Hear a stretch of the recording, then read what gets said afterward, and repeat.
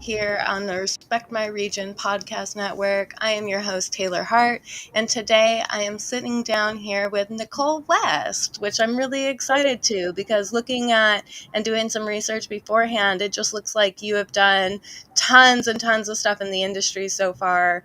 And I was reading something on your website that I just kind of want to read off really quick because I thought it was a great kind of overarching description of some of the stuff you've done. So to kind of get our viewers here kind of familiar with what you do, you're a cannabis business development and efficiency specialist. And part of your website read, Nichole has had success in 45 plus cannabis business applications, has opened 20 retail locations in 4 states, and has overseen as many as 400 employees at a time. In the way of cultivation, she has helped scale over 150,000 square feet of cultivation at a time and a total of over 500,000 square feet for different small businesses around the U.S. Substantial numbers there. And so that was just really kind of a awesome kind of overarching statement as to what you do. So I was excited to kind of get to talk to you a little bit more in depth about some of those things that you do. So thank you for joining me today. I'm happy to have you here. Thank you so much for having me, Taylor. Yeah.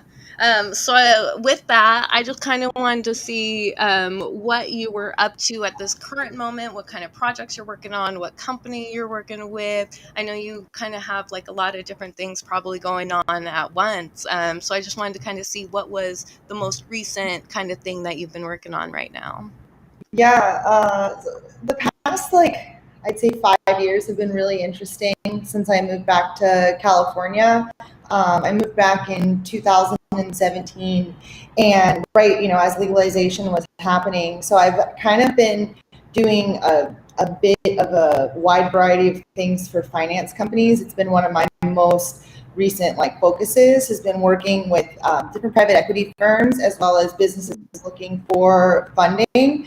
So my main focus is helping businesses get all their ducks in a row so that they can either seek capital or going and working with investors to look at these businesses to decide whether or not they actually, will waste the money, use the money correctly, and if we did need help to properly manage that money, right? Because a lot of times people are getting their hands on capital and then they're not properly handling it, and it goes too quick.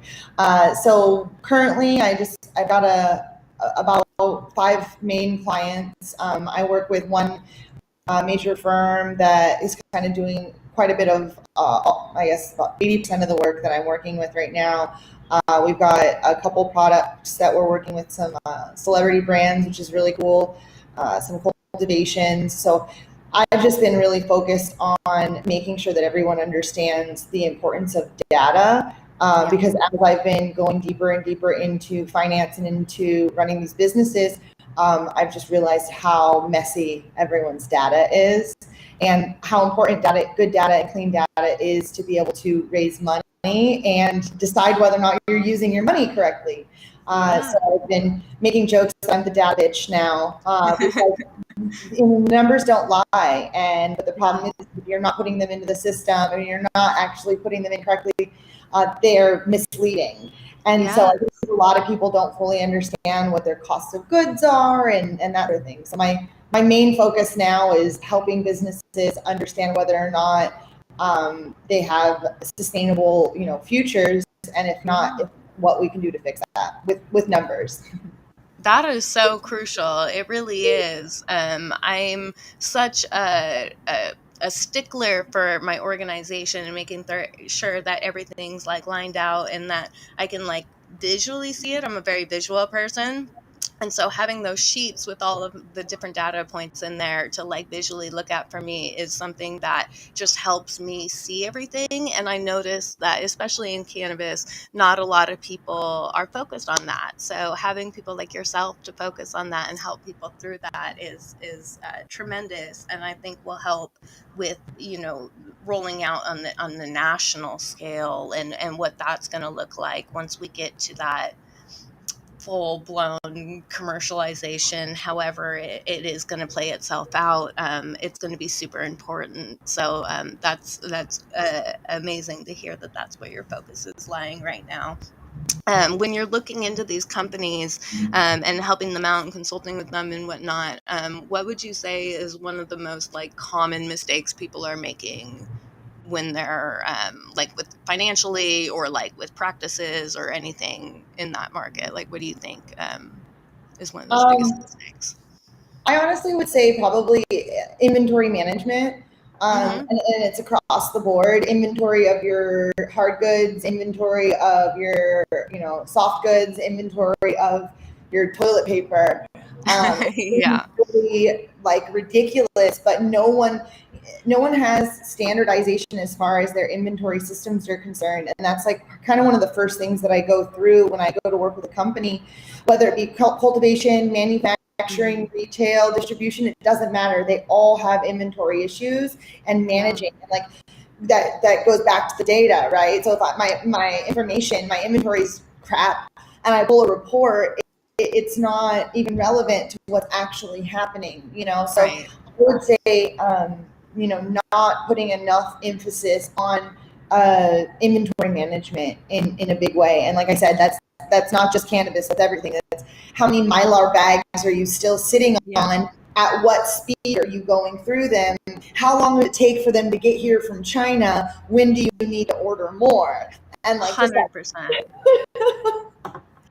And with the recent climate, with how supply chains have been, it's been even worse a lot of the time. So we're seeing huge gaps in certain things. And then, like, I work at a retail store out here in Seattle, and we have a lot of product where we can never keep it in stock, and so we're constantly out because of the supply chain issues. But then we also have things that literally never sold, and we're still sitting on them to this day, and it kills me, some of these things. So I'm right there with you with the emphasis on paying attention to these things and being able to adjust accordingly. I think that is a really important factor to come into, especially a young industry focusing on cannabis in particular, but across the board. I would agree with that 100%. Um, so, is there a particular aspect within business development or like just trying to creating different efficiencies within the industry, different industries? Is there something that you particularly like to focus on, or is that like you do you have a favorite thing that you like to do that just like energizes you when you get to start on a project? Honestly, the thing that I'm exceptionally good at,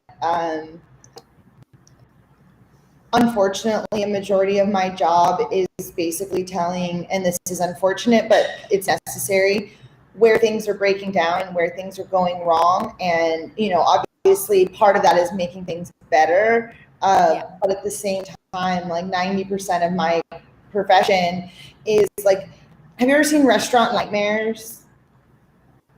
I think I've watched a couple episodes of it, but I'm familiar with the concept of it for sure. That's similar to what my life skill is kind of Yeah. like turning things around, which is cool and it feels really great and I love it. But it starts with a lot of like having to get people to really look in the mirror at their, sunk cost fallacy and the things that they've, are really struggling at. And a lot of these people are doing a great job of following a dream, but sometimes your dream doesn't necessarily correlate with the market at hand. And Yeah. so, my actual job, my day to day, is not something necessarily that energizes me so much as it's something that I know is necessary. Yeah. But I do have something that I don't get paid for, which is mentorship. And I do a lot of mentorship with young women coming into this space. And I'd say that's my favorite thing. I don't make any money doing it, but it really it's probably been the most like positive part of my career in the past 14 years in the regulated market has been helping put people on in general. So like giving people job skills, and not just women. I mean, I help everyone. Like I Yeah. definitely like to mentor women as much as I can. But I Right. have, had several different people that I've worked with over the years that are data managers now, or that are district managers, or that started their own edible company. And these are people that I helped kind of see some opportunity, see a path, or trained them on their first kind of step into this new position. And that, I think, is my favorite part of what I do. And in the process of having to help regenerate these businesses, I often have the opportunity to help really give a platform to a lot of really cool people. Yeah, that is something that I've always found so gratifying about some of the stuff that I do as well, is being able to uplift those voices and give people that platform to do things. So that's really cool. And hopefully down the road, that could be something that you can turn into, more of a full time, or, less of the hobby on the side thing, and maybe be full time for you in the future. Because I that do is, public speaking, and that's kind of one of the things that I really focus on when I do public speak. Because I make a joke that I want to be like the Tony Robbins of the cannabis industry, or like Stony Robbins, yes. I think that there's a place for that, and I'd like to be able to help uplift and give opportunities to people in this space. So it's kind of That's my amazing. focus. Yeah. Yeah, I saw that you had a lot of different like educational content and a lot of different like video series that you've worked on and been a part of. Do you have one in particular that has stood out to you, that it was like a really fun one that you enjoyed working on, or something that you were just like super passionate about? I did a series recently that I produced. I wrote and produced little educational cartoons about cannabis, and one of them was about concentrates. And I really, I love, I love science. I love, like I said, I love data, and I think that helping people understand the many layers of the hash concentrate world, I think, Yeah. is important. But it also was fun because I get to like poke fun a little bit, because there's a lot of misinformation, in the space. And Yes. so I get to make jokes, and I make a lot of fun of bro science. Yep. And bro science is just being really observant, and that's kind of what a lot of the concentrate industry has been based off of, is just being really observant and not actually understanding the base level chemistry of a product before they're using the words. And now, I'm not Right. asking for everybody to be a fucking chemist by any means, Yeah. but you should have a base concept of the chemistry when you're converting one material into another material. I think it's valuable to understand. Like, I think if you're making orange juice, you should understand the chemical process that's happening, but between whether or not you're using a heat press or a cold press. Like, you should understand some base levels of the acids and that sort of thing that's happening if this was orange juice. So now we're Totally. talking about an intoxicant. So like, even more, we need to understand the science. And so I made this video with the intention of just kind of creating this series to educate people. And I had so many, like, first of all, I had like 10 people in the concentrate community like reach out to me being like, were you talking shit to me? Like, people felt some type of way, like I was like calling them out. And I'm like, no, like, I wasn't calling any one of you out. Like, there was not one person that I thought of when I made this. Right. And I wasn't saying that you're the bro science, but like, if the shoe fucking fits, put that bitch on and lace it up. That's right. Maybe you should do some self-reflection if you think I'm calling you out on that. Just saying. But like, don't you think this song is about you? Yeah, exactly. That's so funny. I love that though, because I mean, a lot of the times, a lot of my customers, like, I'll try and explain things to them, or like, especially like with edibles, because a lot of people always are like, hey, can I get some sativa edibles? Can I get something? And I'm just like, well, so here's the thing. And I go into it, and they're like, well, I don't care about that. And so as long as it says sativa on the bag, they'll think that it's sativa, and just placebo effect, I guess. Work with them on that. But some of that's not all of my customers though, which is really cool. I've definitely been able to convert a lot of our community into understanding the science behind it, and getting like really interested in a lot of it too, which is cool. So I think we need more type of content like that has a little fun with it, but also like actually teaches you something that you'll retain, because a lot of these like research papers and stuff like that are in terminology that a lot of the average person just cannot understand a lot of the times. And actually we've had one of our RMR people does look at a lot of those research papers and like convert it into terms that people can actually understand and like digest. So I'm about that type of stuff. Yeah, Very I made handout cards that went with the videos too, and so like the videos I think have been received really well, but I think the handout cards are going to be a lot more valuable. I'm having them like branded for different dispensaries so that they can hand them out and teach people this kind of stuff. absolutely. So yeah, the concentrates one, and then the one that when I moved on to teach about edibles, that one was fun too. People are way less offended by you teaching them about edibles. There's way less ego in the edible community Yeah. than there is in the hash community. Yes. And it's a shame, but I definitely see the distinction between the different type of consumers in my day to day. Although it's starting, I feel like tides are starting to change because I'm starting to see some older folks start to get into the dabbing community.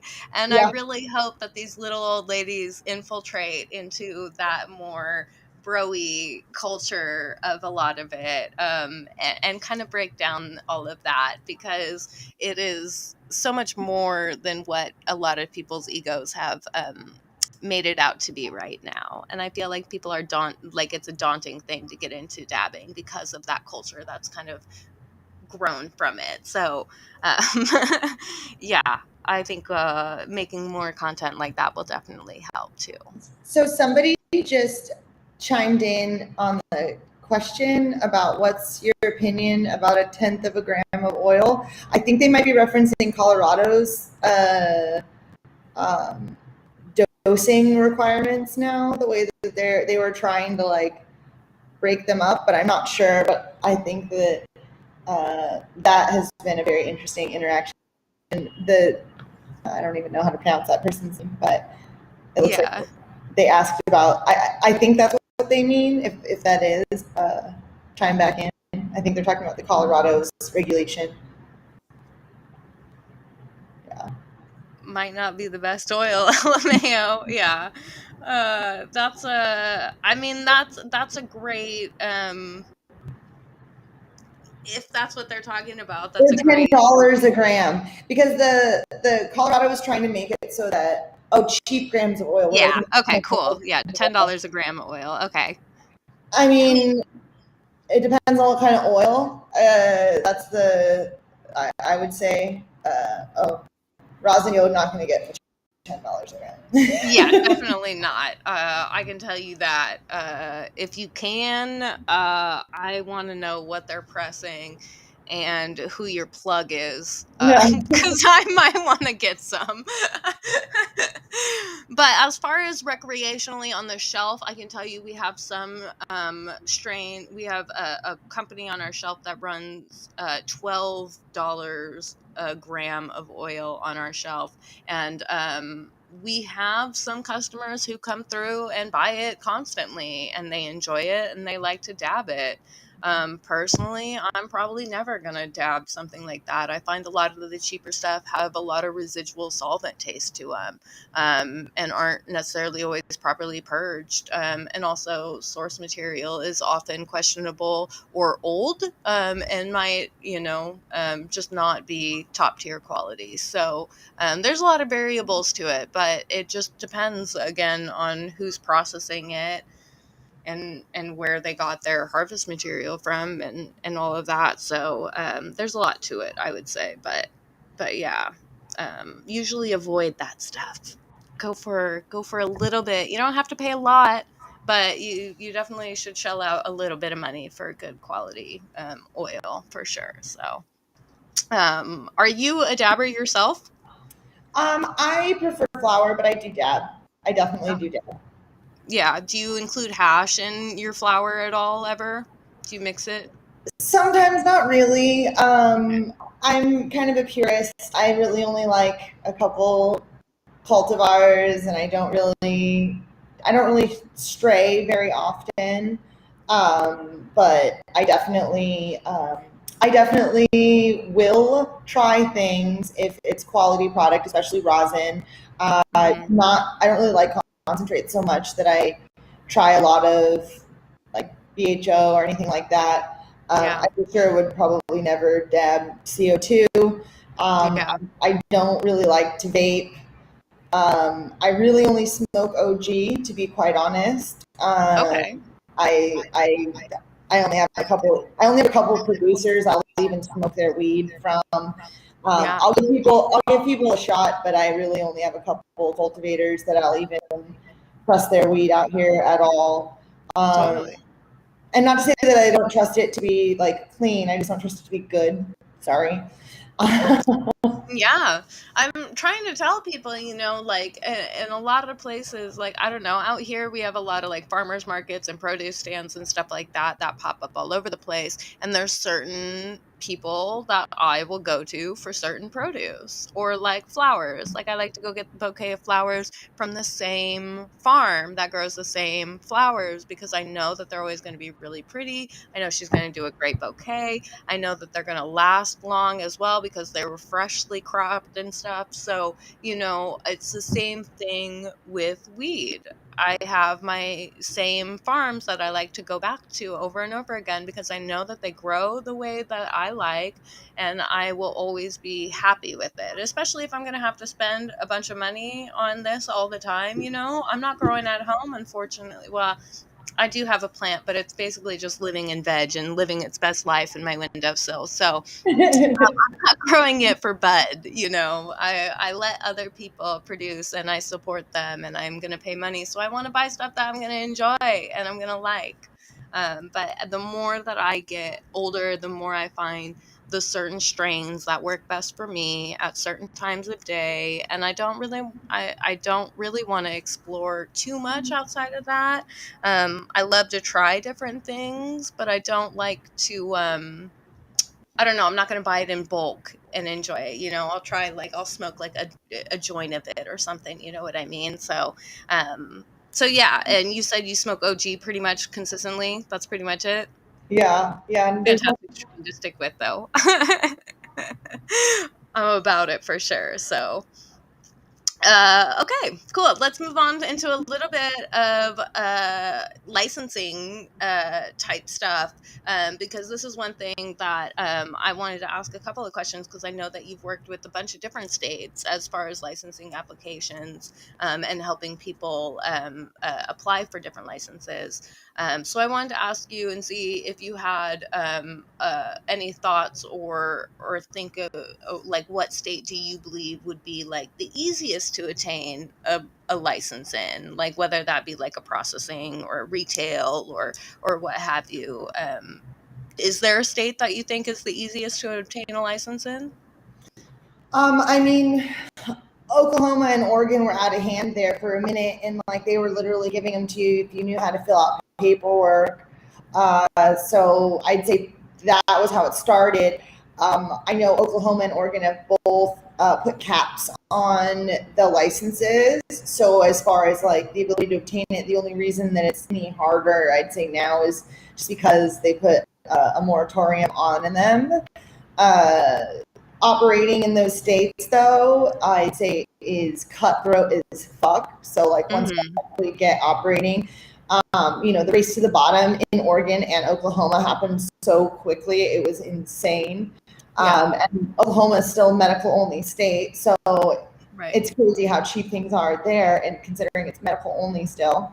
Um, in the way of like just getting a license and obtaining a license, I'd say probably the easiest state would, I mean, realistically, some of the cities in California that are specifically zoned for it, I'd say have some pretty easy processes to get through the licensing because it's not like competitive. There's certain things in Long Beach, for instance, there's an area that is zoned for cultivations. It's like the green zone. So if you have a building in that Oh space, yeah. getting your license is super easy. But the problem once we start talking about getting your license, getting the piece of paper, for your temporary is one thing, but getting your annual license, your permanent license, is when things get fucking really annoying, because you have to go through all of the inspectors and all of that. So then I parlay back to a place like Oregon or Oklahoma as still probably being easier than California in the way that the regulators treat it and the way that the inspectors treat it. Because they're just like, cool, here's a piece of paper. And like, it's not that simple, but some of the facilities that I've seen fully licensed in Oregon or Oklahoma would never fly here. Like, never, ever, ever. Like, I don't know how an inspector saw this and said it was okay, but like, here we are. But then I'd say probably one of the hardest states that I've operated in so far would be either Maryland or Illinois. Like, the actual application was so rigorous, it was insane. There was a background check that they sent a book like this with all the things that they could find on me. I was on the application on the internet. Oh, wow. That's intense. That's like uber intense. Yeah, they sent a forensic audit on me off of the internet. Wow. And anybody that was on the license, they like gave it to you. Wow. That is that's wild. I don't know if I'm gonna date myself, but like, did you ever have a live journal? No, I didn't have a live journal. They found my live journal. They found my live journal from when I was in high school, and it was on there. Wow. I'm 37 years old. Like, my live journal was printed out and in this thing with like these like sad poems that I wrote when I was like a 17-year-old girl. And like, I can only imagine if they dug up my MySpace page, like what they would find. You know what I mean? Yeah. Early days of the internet. That's wild. Do you have any like quick tips and tricks for people if they're applying to try and get a license? Like, what can they do to make that process easier on themselves? Or like, even because there's a lot of the regulations and stuff. I mean, I guess I could say that look up the regulations for like how a facility needs to operate, first of all. But do you have any good tips and tricks for people and how they can make it a little easier? Well, I mean, most of the places that are worth existing in have pretty high stakes when it comes to financial needs, and so and some of the places actually have it on the application where you have to be able to have proof of funds to show that you can like support this business. And so not just for like just to show the fucking government, but like for real life, like for real, you need money. Like, this isn't something that people can do cheaply anymore. This isn't like I have $75, I'm going to invest that, and tomorrow I'll have $150, and then I'm going to invest that. Like, it's not that easy anymore. And not to say that you couldn't exist that way in a small town. And if you want to exist as a small business in a small town, I think it's a beautiful opportunity to do that sort of thing. But outside of a small business, accepting in a small town that like a big corporation would never have any interest in, which those places exist. Like, there are places that there aren't 7-Elevens or Starbucks. Those places, if the city will let you have it, fine. You could definitely come in with a small amount of money and like reinvest all the time, and that would be fine. But if you want to exist in a place that's actually going to be financially like profitable, you're gonna have to come in with a decent amount of money. And like, sometimes you have to show it on the application and sometimes you don't. But everyone got in this industry with like 1 to 2 years of runway. And I'm saying to people, like, you need to have like 3 to 4 years of runway, because on your second year, you've like figured out what the hell you're doing. And then on your third year is when you actually start to hit traction.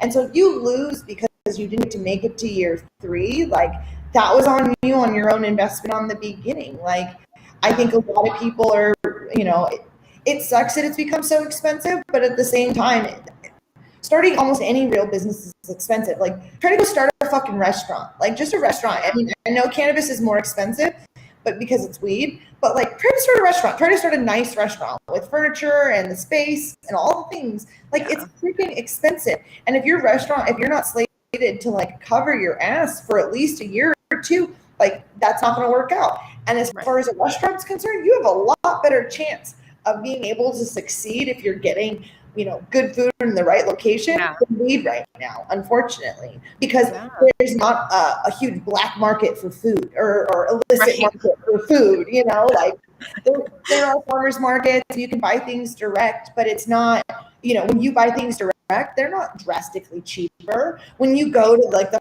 farmers market, it's not half price. When people buy from the trap, it's usually half price, you know, so your competitor is the farmers market and they're half price. If going to the farmers market was cheaper than going to like food for less, more people would go to the fucking farmers market, but it's Right. not, you know, it's not. And so people, I mean, yes, Ryan said restaurants are brutal. It's Yes. absolutely true. Restaurants are brutal as fuck. But again, if you didn't come into it with the capital and the backing, like it is Right. what it is. It's an expensive business. And Yeah. so, like, for me, I tell everyone to not be ignorant about the need for capitalization and to, like, really look at their market. Like, how expensive is your market? Like, where you physically are. Like, Right. really project yourself out for being, like, not doing as well as you'd like for up to 3 years. You know, not everyone thinks that they're just going to be crushing it on, like, the third month, which is Yeah. unrealistic, poor expectations, and it's poor management with, you know, somebody else's money usually. Yeah, being realistic with what is going to potentially happen, I feel like is something that is not too often seen, you know? A lot Yeah, of people have those high hopes. everyone thinks they're just gonna fucking become rich, and you see these pitch decks that are just like exponential numbers, and like the Yeah. projections are just like, you Yeah. know, that's not real.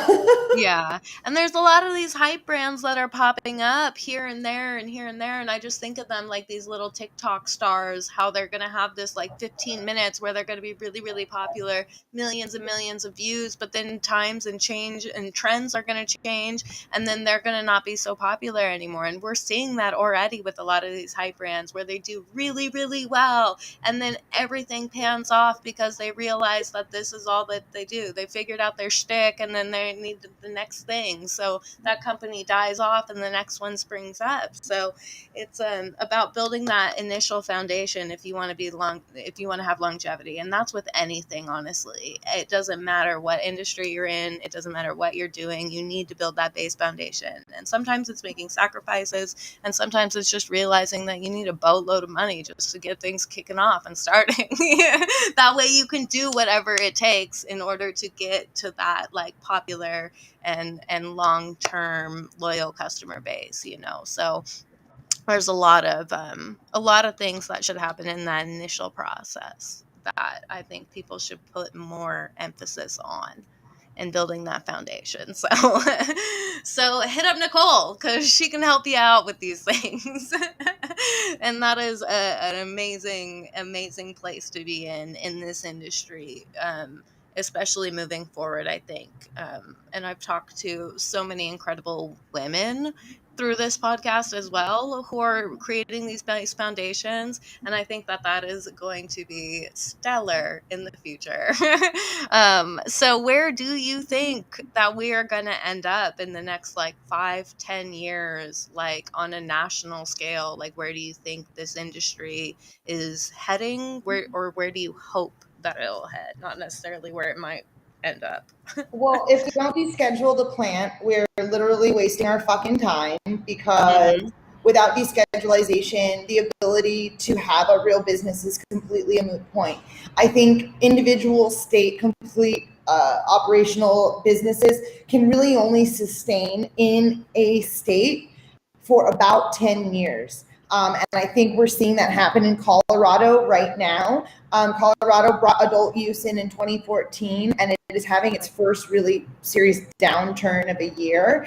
And what we're also noticing is as these states are popping up, the states around them are becoming a little bit less hyped and a little bit less. So without federal legalization, the ability to really maximize efficiencies in production and logistics of especially manufactured products when we start to talk about like edibles and concentrates and that sort of thing, Without federal legalization, we will literally be at the mercy of our state and local governments on like every level, which I think is not ideal when we have such, this whole country.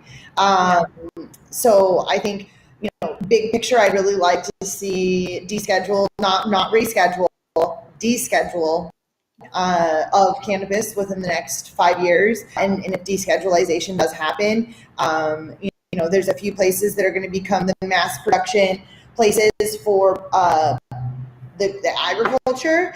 But what I keep telling everybody, rather than to be scared of the mass production of agriculture, to find ways to make their local products from that, right? Like beer isn't all, and not every hop is being grown in the state that the beer is being manufactured. But every single state throughout the United States has some microbreweries within their community that are doing a great job. It's the manufacturing and creating a new product. Unfortunately, the farmers are the first to get like shortchanged on everything, and it sucks, but it's the reality of America. But the manufacturers are where, the profits are really being made. And also when you manufacture a product, your ability to move it becomes a lot better than you're dealing with just an agricultural commodity like cannabis. So, what I see happening in a big way would be federal legalization, states becoming known for specific products, and some states being known for specific cultivars and plants, like the way that we get avocados from a few places in the United States and oranges from a few places and tomatoes from different places. I think we're going to see different types of plants find their origination and their like nature, their natural environment to be a part of it. So big picture, I tell everybody, if you're making a product in your state, or if you're trying to have a grow in your state, you need to make a brand and a product, right? Because it's not the farmers that are producing for Tropicana that are making it. It's Tropicana, and Tropicana is just buying from 20 or 30 farms around the United States that they've worked out farming contracts with. So if you're not capable of also producing a product that has a brand that has following, be prepared to be gobbled up for pennies on the dollar. The only people that are going to have like a sustainable future are the ones that are going to be creating a product. And if you can figure out how to make something special that's unique and a patent, that's going to be the next phase when regulation happens federally across the country. So I'm hopeful that we get federal legalization in the next 5 years, because if that does happen, I think the industry has a chance to create a fair market. Yeah, man, that is like the biggest game for so many people to soak up right there. What you just said is so crucial for people to start thinking about and keep in the back of their head. So that was wonderful to hear, and I completely am on the same page and agree with you on a lot of that. So wonderful. Well, we have been here for a hot minute now. I was so happy because I figured that you'd be a talker just like myself. Is there any last thing that we maybe didn't mention on, or that you would just like to leave everybody with and mention, or even just plug where people can find you and follow you and maybe even connect with you as well? So just a reminder to everybody, like operational efficiencies are going to be the most important piece. Data. If your data is not clean, it's a problem. Because of data being so important, if you're a retailer or a manufacturer or a cultivator, naming convention, making your naming convention uniformed. We need to be more diligent about that across the industry. And then to find me, you can find me at my website. It's NicholeWest.com, NICHOLE West.com. And then you can find me on LinkedIn, or you can find me on Twitter or Instagram at harvest_honey. Amazing. Well, thank you so much for sitting down and chatting with me today. I'm sure we could talk for a whole nother hour more about everything, and I hope we can connect sometime in the future again as well and have more conversations around this. But I appreciate you, and that is our time for today. I appreciate all the people who came in to the comments and were talking with us. It's always nice to have that engagement with the crowd and be able to input into the conversation and have a real discussion with the people out there consuming as well. So yeah, keep tuning in to Hire Women. The North American Weed Tour is going to be going throughout the end of the year as well through December. December 15th, I think, is when we're really going to be wrapping it all up. So keep checking us out and follow Respect My Region as well. Check out Nichole and follow her, and just continue to keep going down this path that we're going on in the most positive way possible. So I appreciate y'all, and thank you so much, Nichole, for joining me. And I'm sure we will talk sometime in the future. So Thank you so much for having me, Taylor. Have a good day, yeah, everyone. of course. You have a good day as well, and see y'all out there. Have a good, wonderful